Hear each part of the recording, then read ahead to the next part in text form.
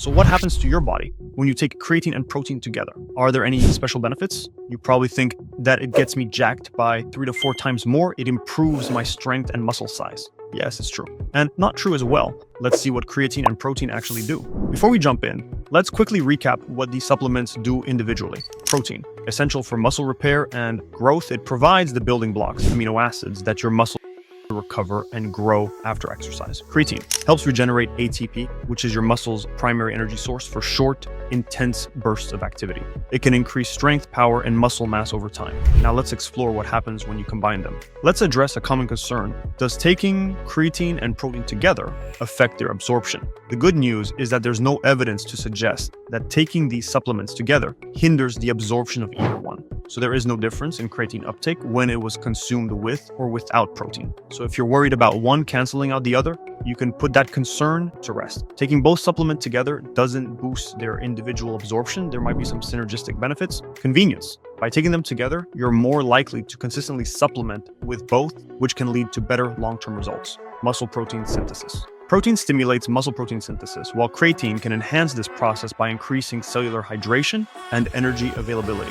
Glycogen replenishment. Some research suggests that creatine might help enhance glycogen replenishment when consumed with carbohydrates and protein post-workout. Remember, supplements, nice to have, not need to have. While they can be helpful, they're not magic pills.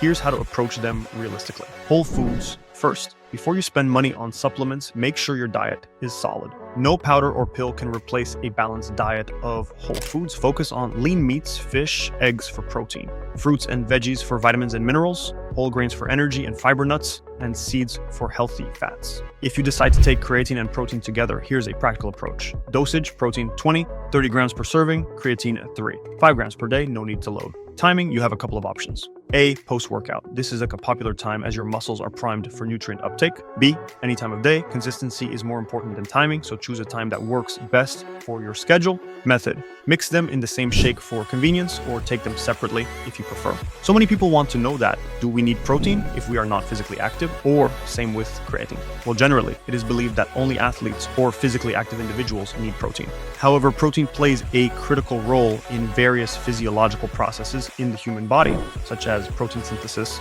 cell signaling, satiety, thermogenesis, and glycemic regulation. The human body comprises approximately 50,000 distinct proteins, of which 65% are found in skeletal muscle. Therefore, adequate dietary protein is essential to maintain muscle, bone, and overall health. Everyone, including sedentary individuals, must consume sufficient dietary protein. Protein serves a variety of important roles that are not exclusive to exercising individuals. In addition, the current evidence suggests that protein intake is the primary modifier of body composition. That is, higher intakes may produce better body composition. Creatine supplementation has been consistently shown to increase muscle creatine and phosphocreatine content, leading to improvements in training volume, which in turn could translate into greater adaptation to resistance exercise. In fact, there is growing evidence demonstrating creatine supplementation and resistance training seem to act synergistically in improving lean mass, fatigue resistance, muscle strength, and performance of activities of daily living, largely than resistance training alone. The combination of creatine and protein can be particularly beneficial for strength athletes and bodybuilders,